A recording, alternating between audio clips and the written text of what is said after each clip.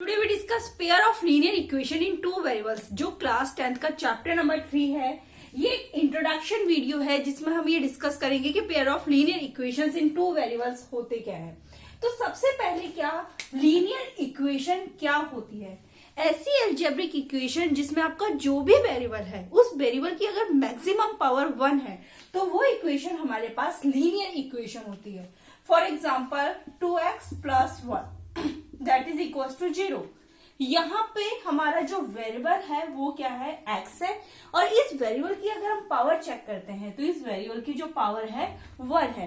तो ये इक्वेशन हमारे पास लीनियर इक्वेशन है और ये equation linear equation in one variable है क्योंकि इसमें एक ही वेरिएबल है, वो क्या है? x है। ठीक है, लेकिन इस चैप्टर में हम पढ़ने वाले हैं linear equation in two variables. तो ऐसी अलजेब्रिक इक्वेशन जो लीनियर तो है लेकिन उसमें कितने वेरिएबल्स हो? टू वेरिएबल्स हो, तो वो linear equation in two variables होती है। For example 2x + 3y + 9 that is equal to 0। Okay, यहां पर ये इक्वेशन लीनियर इक्वेशन है। वो कैसे? यहाँ पे आपका जो वेरिएबल x है, इस वेरिएबल x की पावर क्या है? 1 है। और यहाँ पे आपका जो वेरिएबल y है, इस वेरिएबल y की पावर भी क्या है? 1 है। तो ये इक्वेशन लीनियर इक्वेशन है और linear equation in two variables है क्योंकि इसमें कितने वेरिएबल्स है? टू वेरिएबल है, x एंड y। अब मैं इसकी जो जनरल फॉर्म है वो डिस्कस करती हूं। तो ax + by + c that is equal to 0। ये linear equation in two variables की जनरल फॉर्म है जहां पे आपके x एंड y क्या है? वेरिएबल है। Okay, a is the coefficient of x, a x का कोफिशिएंट है। b is the coefficient of y, b किसका कोफिशिएंट है? y का कोफिशिएंट है। और c हमारे पास एक कांस्टेंट टर्म है। और यहाँ पे a और b और c हमारे क्या होते हैं? रियल नंबर्स होते हैं। और a is not equal to 0 है और b is not equal to 0 है। इट मीन्स a और b की वैल्यू हमारे 0 के इक्वल नहीं है। क्योंकि a और b की वैल्यू 0 के इक्वल हो जाती है तो ये एक लीनियर इक्वेशन नहीं रहती है। देखो कैसे, अगर a को यहाँ पे 0 रखेंगे तो x के साथ मल्टीप्लाई होके ये 0, b यहाँ 0 रखेंगे तो ये y के साथ मल्टीप्लाई होके ये 0। यहाँ पे हमारे पास एक कांस्टेंट टर्म रह जाएगी तो ये इक्वेशन हमारे पास एक लीनियर इक्वेशन नहीं होगी। ओके, अब इस चैप्टर में हम पढ़ने वाले हैं pair of linear equations in two variables. It means हमारे पास इक्वेशन कितनी होगी? दो इक्वेशन होगी। पेयर का मतलब हमारे पास इक्वेशन कितनी होगी? टू इक्वेशंस होगी। For example 2x + 9y + 5 that is equal to 0, 4x + 3y + 2 that is equal to 0।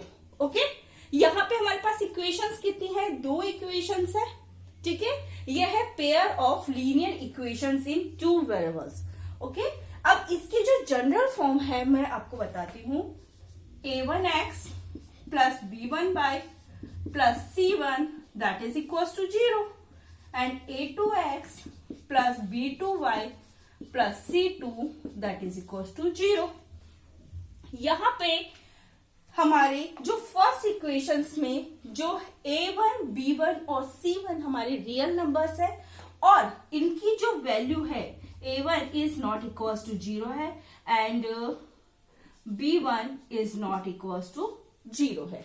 a1 की वैल्यू 0 की इक्वल नहीं है और b1 की वैल्यू भी 0 की इक्वल नहीं है। क्योंकि a1 0 हो जाता है और b1 0 हो जाता है तो यहाँ एक कांस्टेंट टर्म रह जाएगी और ये हमारे पास एक लीनियर इक्वेशन नहीं होगी। ओके, यहाँ इसी तरह जो हमारी इक्वेशन नंबर 2 है इसमें जो a2 है वो इज नॉट इक्वल टू 0 है and b2 is not equal to 0 है। क्योंकि a2 और b2 हमारे पास 0 हो जाते हैं तो यहाँ एक कांस्टेंट टर्म रह जाएगी और ये भी हमारे पास एक लीनियर इक्वेशन नहीं होगी। तो यहाँ पे जो फर्स्ट इक्वेशन में हमारे a1, b1, c1 real numbers होते हैं और a1 is not equal to 0 है, b1 is not equal to 0 है। सेकंड इक्वेशन में a2, b2, c2 हमारे पास रियल नंबर्स होते हैं और a2 is not equal to 0 है and b2 is not equal to 0। ये हमारे पास linear equation in two variables की क्या है? एक जनरल फॉर्म है, a pair of linear equation in two variables की।